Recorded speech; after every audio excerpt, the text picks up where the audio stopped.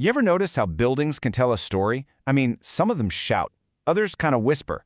Well, today, we're taking an architectural tour of colonial India, where it feels like every single structure is a conversation in stone between East and West.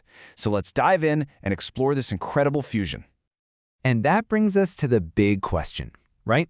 What really happens when cultures with totally different traditions start building together? The answer, it turns out, isn't really in a history book. It's right there, literally etched into the skylines of India's biggest cities. So what are we talking about exactly? We're looking at a period of almost 200 years that cooked up a completely unique architectural language. It wasn't just, European styles being copy-pasted into India. No, it was a creative blend, a real dialogue that ended up creating something totally new.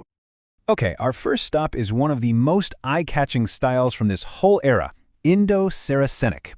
The best way to think of it is as a royal hybrid. It was designed to look incredibly grand and impressive, with a feel that was uniquely Indian, but it was built using European engineering. And this is where you can really see the architectural DNA, so to speak. You've got these majestic domes and pointed arches, which are pulled straight from Indian and Islamic traditions. But the overall structure, that often follows European design. And all of that unbelievably detailed ornamentation, that's pure Indian craftsmanship just shining through. The most famous example is probably the Gateway of India in Mumbai. I mean, you've probably seen it. It was built to mark the visit of King George V, and its huge arch and detailed carvings just perfectly capture this majestic blended style, standing right there by the sea. All right, so from that hybrid style, we're going to pivot to something that brought the super dramatic, soaring spirit of Europe's medieval cathedrals right into India, Neo-Gothic. This style is all about height and light. Just picture it, soaring spires that feel like they're reaching for the sky, gorgeous stained glass windows, and incredibly detailed stone traceries. That's that delicate, almost lace-like stonework you see in the window frames. It was basically a direct import of the Gothic revival that was so popular in Europe at the time. And if you want to see a stunning example, look no farther than St. Paul's Cathedral in Kolkata. Its towering spires and intricate carvings are just this powerful echo of European cathedrals. A really striking piece of Gothic design, just reimagined in a totally new context. So, we've gone from the vertical drama of Gothic to the order and, grandeur of the ancient world. Our next style is neoclassical, and for its inspiration, it looked back even further, all the way to ancient Greece and Rome. This style is meant to project harmony and authority. You see perfect symmetry, these massive, imposing columns, and pediments, those triangular gables that sit right on top of the columns. This whole visual language was used for buildings of power, like courts and government offices, to give off a vibe of stability and timelessness. A fantastic example of this is the Madras High Court in Chennai. You can spot those neoclassical elements immediately. The huge columns, the balanced proportions, that prominent central dome, it all comes together to create a building that's just undeniably imposing. Okay, now our tour is going to take us to a city that is practically a living museum of all these clashing styles, Mumbai. Seriously, here you'll find these completely different architectural languages standing right next to each other. It creates this truly unique cityscape where you can see layers of history on every single corner. And it's in Mumbai that we find a style that just completely breaks from the past.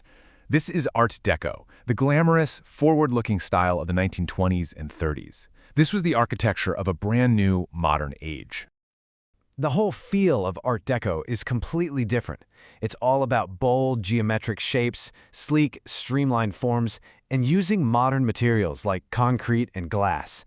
This wasn't about looking back at history. This was about celebrating the future. The age of movies, travel, and new technology. The Eros cinema is just a stunning example. Look at its curved facade, its geometric patterns, and that bold lettering. It just captures the optimism and glamour of that whole era. It's a total 180 from the historical styles we've been looking at. For our final style, we're looking at Victorian architecture. Now, this is a style that's known for its incredibly elaborate, over-the-top details. It has deep roots in 19th century Britain, and it left a really ornate legacy on India's cities. Yeah, the Victorian style is all about decoration. You see these ornate moldings, decorative brackets, steep roofs, and tons of wrought iron for things like balconies and railings. The philosophy here was basically more is more, just layer detail on top of detail.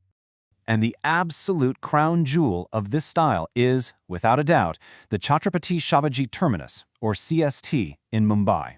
This place is a UNESCO World Heritage Site, a masterpiece of what's called Victorian Gothic revival, with its soaring arches, crazy intricate carvings, and just its magnificent scale. But hang on a second. Does that sound a little familiar? If you were paying really close attention, you might remember that our source also mentioned this very building under the neoclassical category. So, what's going on here? And the answer is yes, you caught it. CST isn't just one style. It's this absolute masterpiece of Victorian Gothic revival that brilliantly folds in neoclassical elements and, this is really important, traditional Indian motifs too. This one building, it's the ultimate symbol of the very fusion that defines this entire architectural era. It's incredible.